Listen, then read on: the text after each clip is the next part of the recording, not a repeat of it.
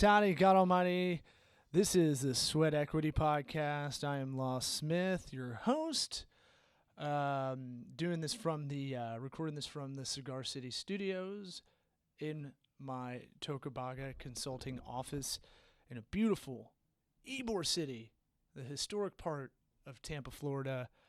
I'm running this solo. I'm going Bill Burr on this one because and the topic, you'll probably hit the topic on Laughable app. So check out Laughable app. You can tag me. So if I show up on any other podcast, it'll let you know. It's kind of a new way. The iTunes app is meh. If you're on either of them, try to give us a 5-star review. The cheat code for us to get up the rankings, just like any other 5-star review for a business online, is 5-star review. Write, about 2 sentences or so, and that cheat code gets us up the rankings. And subscribe. I think those 3 parts: subscribe, 5-star, write a little something. That'll help us get up the rankings. The better the rankings, the better this does, the more we might be able to get advertisers. There's some talk of that. And then I can get someone, maybe I can pay someone to book guests. Maybe I can get a PR company. I don't know. I want better guests. I do want guests that are local, or I can meet with them at some point. There's someone mad outside. I don't know if that honk came into the microphone or not, but I definitely heard it. So my thing is I want to get better guests. There's always, for some random reason, there's always interesting people coming through Tampa. At least I can get comedians over here. That's not paid, but that's just me feeling better about this podcast. That I'm like, hey, we've got 10,000 listeners, instead of we're hovering around 1,000, 1,500, which is great, but share it with a friend. Tell someone that wants to be an entrepreneur, wants to do their own thing, or just needs some kind of business advice, some pragmatic advice. That's kind of why I wanted to do this. I tell people I give advice to them to give it to myself a lot of the time. So, I wanted to kind of go over, and I only have a limited amount of time. I think this would be maybe a Mike Rowe style 10-minute one-person podcast. But, I wanted to stay consistent on Thursdays. That's something new. I was like, got to really do it, got to do that. But you got to get a process. You got to get pretty much with everything in your life. So I've learned that everybody kind of knows that. You want to be the whimsical, creative, the thing that, you just make magic happen by doing your work, and everything else will fall into place. But most people aren't like that. Almost everybody I know is not like that. And so, like, for instance, even just small things like keeping the office organized. It's one of those weird things that I always heard some quote about Einstein: if you didn't have a messy desk, you weren't really working. And you're like, yeah, I'm brilliant in my own way, like him. I don't have a mustache. I'll do one day. But you kind of justify the way you want to. And then here's what happens come tax season. When I'm trying to do the taxes, I spend about half the time just organizing papers. And I spend a lot of my time in a rush. If I wasn't just an asshole and kind of just organized for 20 minutes a day, I wouldn't. If I'm in a rush, I'll know exactly where shit is. But for whatever reason, it's so ingrained in me to not be that kind of organized that I have to work, like, beginning of the day, write out, hey, take 20 minutes to not be an asshole and organize. So it's one of those things where I wanted to talk about kind of being obsessed with the process. So every business has a process.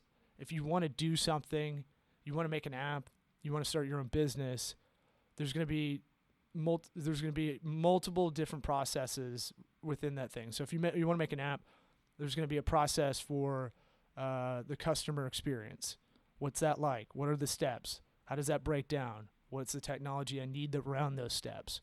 In our industry, for client-based project or on retainer basis, it's kind of we got to get obsessed with, being better in an industry that doesn't really have a template for what we're doing. It's customized small business consulting, where we do a lot of marketing, and I'm trying to explain that, don't think of us as, because people will think of you whatever the first thing they met you as. I've been introduced as a website designer. I've been introduced as a graphic designer, which I'm clearly not. I can do a little bit, but I wouldn't ever call myself someone that is a badass at graphic design. I can make concepts, but I can't do shit after that. I can make social media design, but nothing after those two things. No, just kidding. So if I'm introduced to someone as an online advertiser, that's all they think of me as. And I get that. That's not a big deal. That's how we all do things. We can only file so much information on everybody you meet. But I try to talk about, when we work with people, it's not about marketing in the sense that it's not about just raising revenue or sales. It's about lowering costs and raising that profit margin, or raising your overall margin. And so you got to that's being obsessed with processes and operations. And like, if you're sitting around and everybody has this, you have to dedicate time to really focus on continuous improvement, that CI for your business. Our big thing, like having a template for a proposal. Ours are customized, so thus I justify it. Hey, this is really difficult. I'm going to need like a week to really figure this out. And that's not really how you project manage something like that. You just you can either do it every time we have a proposal, you can make it a little bit better each time, or you can, take your calendar and go, all right, every Monday, Wednesday, Friday for 30 minutes, I got to look at this thing and see what I can do with it. And that's how you should really probably do it, proactively. I know I should probably go on Upwork and maybe find an Excel person or some kind of software engineer to do this, but there's costs associated with it. Not only time to find the right person, which is a thing in itself, but financially, there's an issue with that as well. It's like, should we be spending money over here, on this? Because this could get really expensive, just like an app, just like any software. So if you're opening a restaurant or a bar, there's processes for everything, all right? At the end of the night, put the chairs up, clean the dishes, do all this stuff, make sure that everything's locked, turn off whatever. Every business has it, but most businesses have a lot of fat in that area.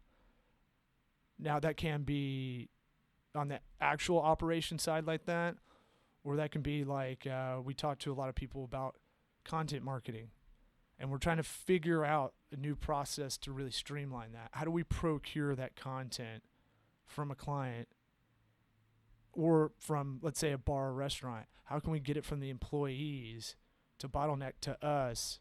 Then we kick it out to social, online advertising, email marketing, all that stuff. So there's that thing of like, how do you become obsessed with the process? How do you artificially do that? I mean, it's not fun or easy. I found one way to do it, and it's really when you're doing some kind of thing, like I was talking about proposals, and they take us a while. And I was kind of not a pity party, but not being like I should run into the fire instead of away from it. But that thing of like, how do I explain this?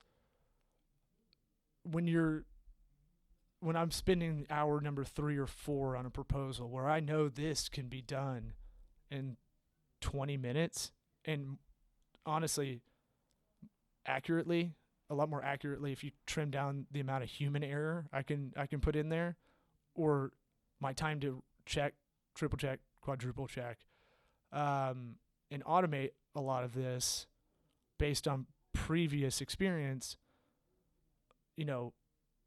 I find myself getting pissed at myself. And when I really started going, all right, do you want to do this forever? Do you want to just do duplicative work? I'm having, just like I'm having a conversation in this podcast, I'm having one with myself. getting mad at myself and going, come on, let's fucking get it together. Let's let's start really focusing on these issues and write them down on a list. Check that list in the morning, middle of the day, end of the day, and fucking knock some shit out. Play like a goddamn champion. So, and then I slap whatever door frame is around me. So something like that, where you just go, what do you want to do with your life on, we're only on this blue marble for so long, right? Do you want to spend your time doing the exact same shit over and over? That could have been handled if you just, instead of watching, I'm obsessed with Billions. I binge watched it over the weekend while working. That laptop open kind of work where I just got to do it. I don't have to put a lot of thought into some of this work. If I just maybe knocked out that work a little bit quicker by not having that on, maybe save Billions. Maybe I didn't need to binge watch it. I don't know if it's cheesy. My buddy Brendan T. Gleason, comedian, good buddy, said it's kind of a corny show, and that bummed me out. But I like corny, so I'm going with it. And he looks like Paul Giamatti, and he'll never listen to this. He doesn't even know how to operate an iPhone to find a podcast. And I hope someone hears this and then tells him about it. Anyway, I could have turned that off a little bit earlier. Turned that off completely, got work done earlier, and then gone, hey, let's spend 20, 30 minutes on this, and then knock it out, and then be able to teach it to someone eventually. That's another thing I've been doing and kind of consulting my clients is anything on your computer, you can take a display, a video display, or if you're not even good at computers, but someone's showing you how to do something, take a video grab, like a screenshot, but for videos. You can do it on Mac with QuickTime. I use an app called Any Screen Record Pro. It's choppy like that. Some Chinese guy probably made it, and like 6-7 years ago, put it in the App Store. And I don't think it's in the App Store anymore. You gotta Google it. I use that one because it kicks out video at a lower megabyte, so you're not wasting a lot of time or wasting a lot of gigs on just these videos. But anything that you do that's hard, I do some coding every now and again. I'm not the best coder. It's not what I was brought up doing, but I can do it because it's basically just math.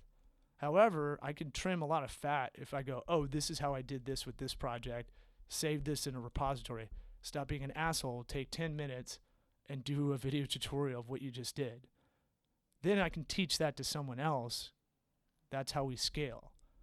And that's ultimately why a lot of small businesses don't grow, or the project doesn't get off the ground. They don't get like John Gruden obsessed with offensive plays style like crazy about their operations like they should. I use Gruden as an example, I think subconsciously, but now I think about it, his whole thing was about you get to the line, you're going to do all these weird kind of motions and all this stuff, all these little intricacies, but everything matters into the setup of a play, even though the playbook, the terminology is crazy. And that all matters. So it's one of those things where how do you do that? Well, just call yourself an asshole. And that might help you. If you're sensitive, maybe you got to be like Richard Simmons to yourself. Go, come on, man, you can do this. Let's jazzercise a little bit later, and then, hey, man, this won't be hard anymore.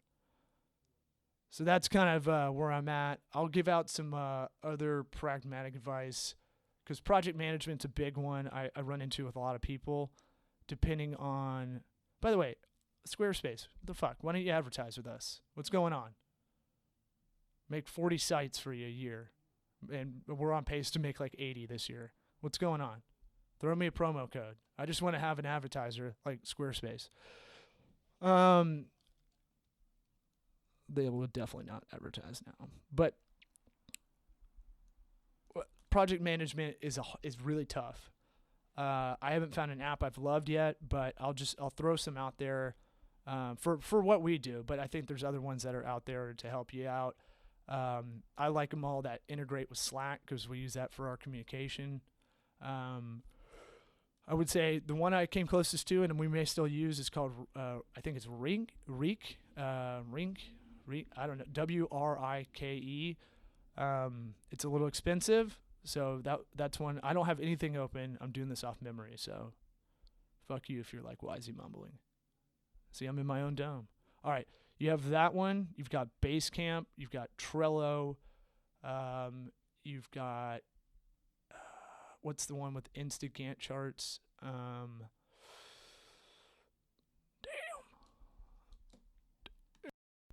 You've got Asana. You've got Canva for design. That's not really project manager, but it's shared. You've got, what was the other one? Wonderlust is another one. We use a Zendu for tasks. So you have tasks are kind of sub to projects. If this is boring, sorry. But I have a lot of people asking me, like, how do you tackle this? It feels overwhelming. And then you just don't want to do it. It's like trying to redo parts of our house. It's like, I'll start thinking about it and go, oh, fuck it.